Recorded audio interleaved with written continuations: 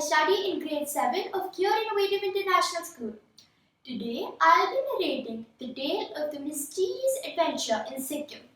This tale talks about a group of 6 detectives and their dog and how they solve a mystery of robberies and break-ins in their state. Let us find out what this group does.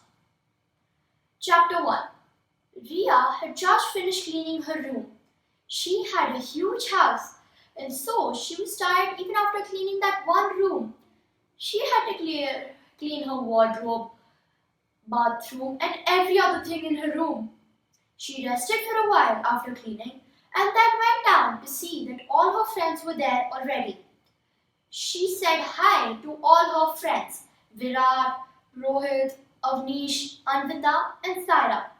All of them went together to Saira's house, as it had a huge but empty room which they could use to play. Saira arranged for some chairs and snacks. She told everyone to start with lemonade and some biscuits. Everyone agreed. She also gave the dog Max, who was Avnish's pet, a bone to chew on, some biscuits and some lemonade. Everyone enjoyed their snacks. But they were still very bored as they had nothing to do. Suddenly, Rohit came up with an idea. Why don't we check the local newspaper if we can find anything interesting? All of them agreed and went downstairs. They saw that the mystery of noises in an empty house was solved by a group of young detectives. This sparked a marvelous idea in their head. They all were thinking the same thing. Why don't we become detectives as well? All of them were very happy to think about what they could do together as a team. Thus, the group, the 6 spies and Max, was born. From that day, they continued trying to search for mysteries, and whenever they found one, they told their friends.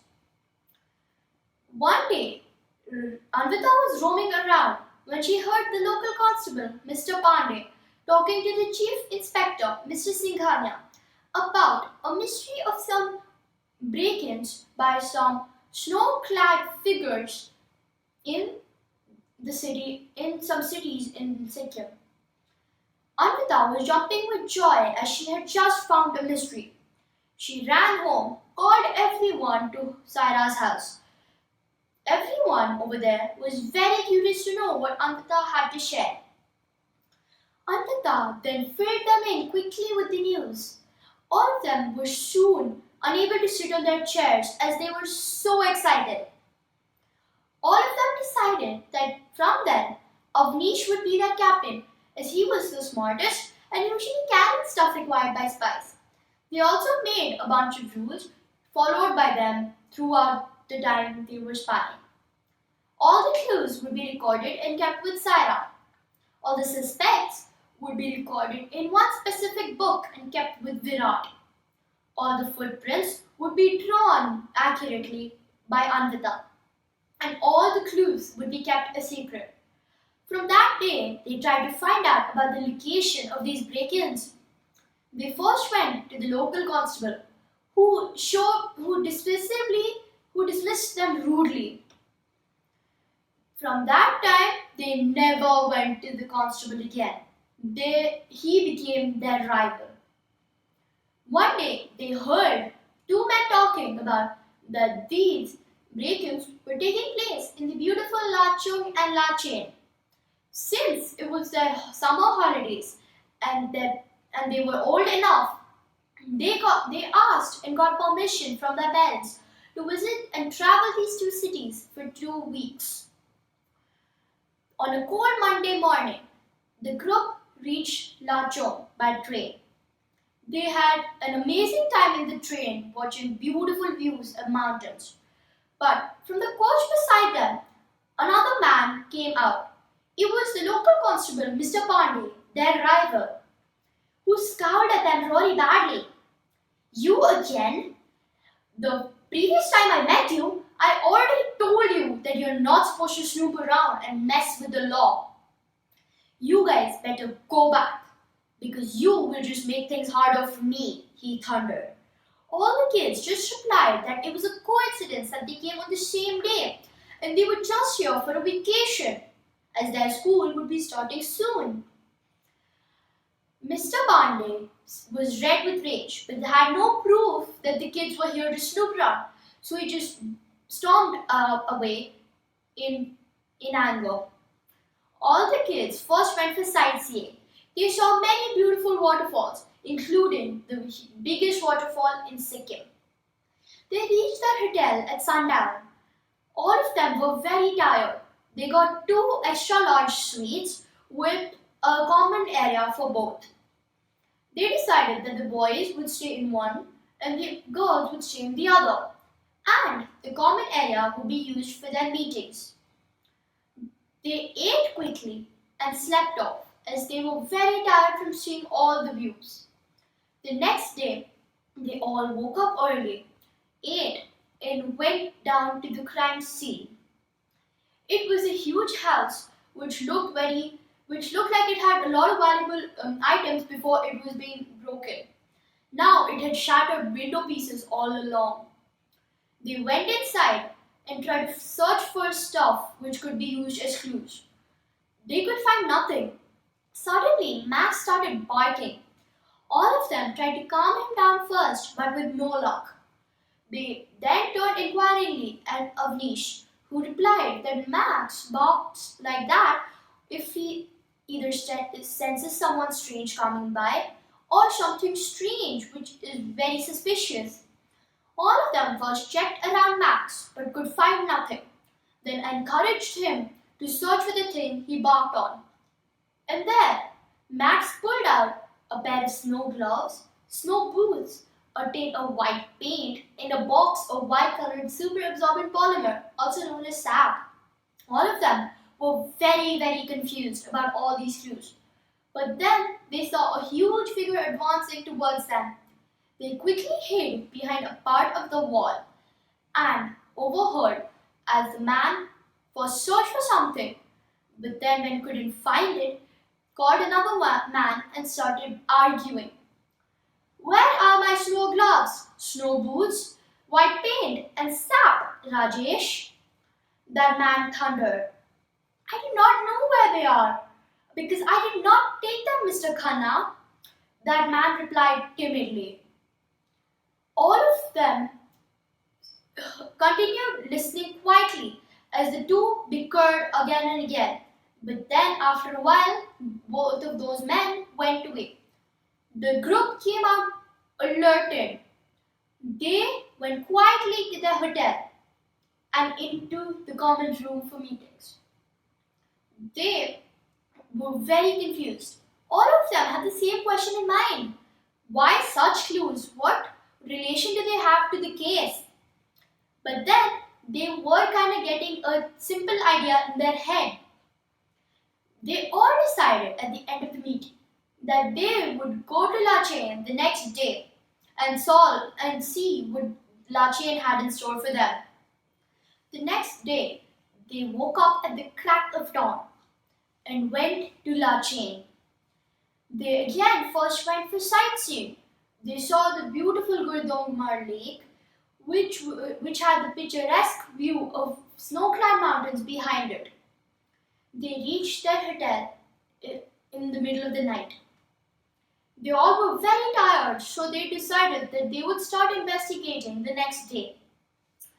The next day, they all woke up, ate, and went to the second crime scene. They all searched around again but could find nothing. Suddenly, Max started barking his head off again. What could it be now? All of them now knew what to do. They again encouraged Max to look for what he barked on. And then he again pulled out a box of white paint and sap. All of them were more confused than ever, but Avnish was getting things a little clearer in his head. They all went back to the hotel without speaking. In the meeting room, they were discussing, confused. Why did we find the same thing in both the crime scenes? Asked Anvita. Avnish thought for a while, then got the idea clear and told everyone. Hey, wait, I think I've got it. Everyone looked at him for information. Avnish continued, explaining that how the snow boots and snow gloves could be used to hide the breaker's tracks, as it would hide very important clues, and the white paint and sap could be used for making the snow that they heard about the snow-clad figures. All of them were very shocked, but also happy that they had now gotten to the bottom of the mystery. They went back to the crime scene, hoping that they would find the two criminals. Fortunately, they were still there. They quickly planned a trap for them and sprang into action. Virat ran around screaming. Both the men were so deep in conversation that when Virat screamed, they turned back in surprise. They ran behind him, thinking that he would have overheard their conversation. Virat led them to a pole nearby as planned. When they were close enough to the pole, the others sprang up. They went and tied the men with a heavy and tight rope. Then they decided that they'd leave for Gangtok the very next day. They reached Gangtok at a very late time in the night. They slept deeply. The next day, they woke up very late as they were very tired from their adventure. They ate peacefully and went to the police station. This time, they knew who to approach. They went to the Chief Inspector, Mr. Singhania. First, Mr. Singhania welcomed them and then asked them for the reason of their arrival. Then they all exclaimed, "We solved the mystery of the break-ins in Lachung and Lachain." Mr. Singhania was all ears. They explained that how they found those clues and how each clue led to the thing they heard about. Mr. Singhania was completely bowled over with surprise. He could not believe himself that what these kids had solved such a tough mystery that even our local constable couldn't solve. He first called in the local constable who arrived the same day.